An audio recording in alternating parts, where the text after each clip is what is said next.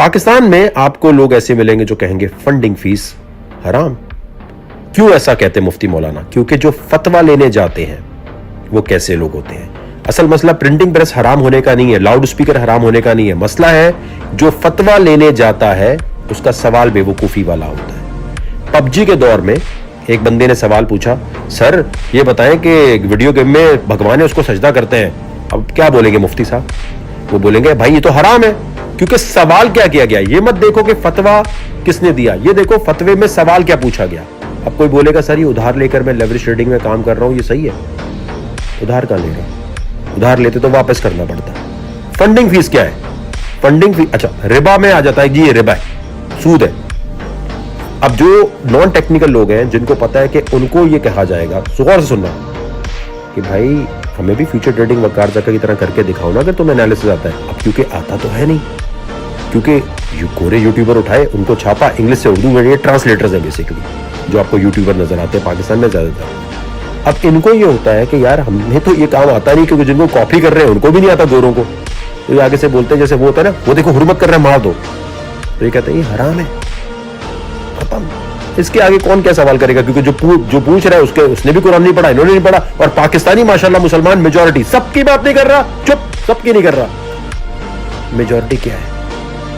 सुन्नत रसूल के टाइम अपनी मां बहन बेटी को, या सिर्फ लड़के इलाकाई गानों पे, या सिर्फ लड़कियां कमरा बंद करके सुन्नत रसूल के टाइम नाचते हैं। तो जो कौम इस्लाम को इस तरह समझती हो कि सर पे कुरान रख के रुखसत करने से पहले आपने नाचना जरूरी है, या नाचना नहीं है तो किसी की बहन बेटी को नाचते हुए देखना है जो कि कंप्लीट एक अनपेड मुजरा है, वहीं से ड्राइवर खान साहब भी गुजर रहे हैं, वहीं से आपके छोटे बच्चे भी बैठे हैं, वहीं से सारे देख रहे हैं, और आप कह रहे हैं कि ठीक है कंफर्टेबल है हम।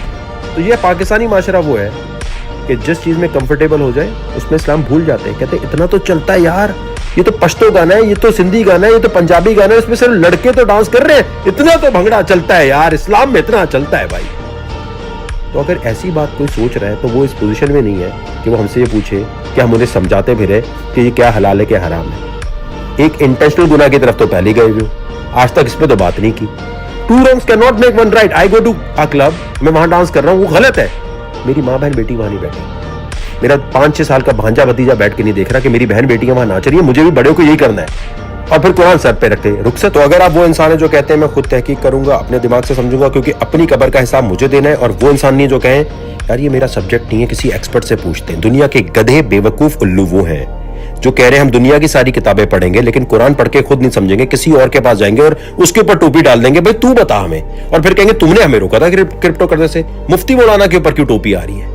ये तो तुम पर आनी चाहिए जो दुनिया के बाकी सारे काम करने के लिए चीजें पढ़ रहे हो, और इस्लाम के टाइम कह रहे हो कि नहीं हम अपनी तहकीक नहीं करेंगे, ताकि एक दूसरे के ऊपर डाल सकें। यार इसने रोक दिया था, वरना क्रिप्टो में तो हम मल्टी मिलियनर बन जाते।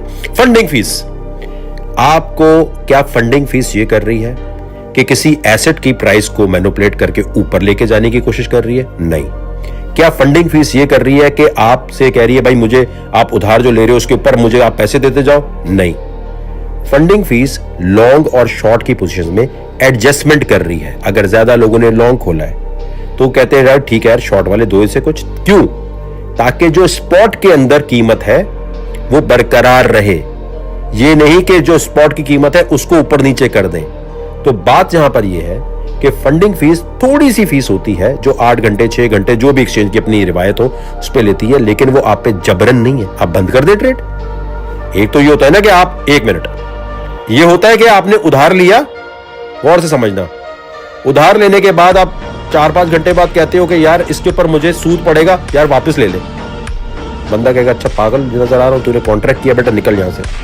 अगर आपने ट्रेड खोली है और आपको लगता है कि भाई ये सूद पड़ रहा है या इसमें कोई प्रॉब्लम है तो एक्सचेंज के अंदर बंद कर दो, ट्रेड बंद कर दो, कोई आप पे जबरन तो नहीं है।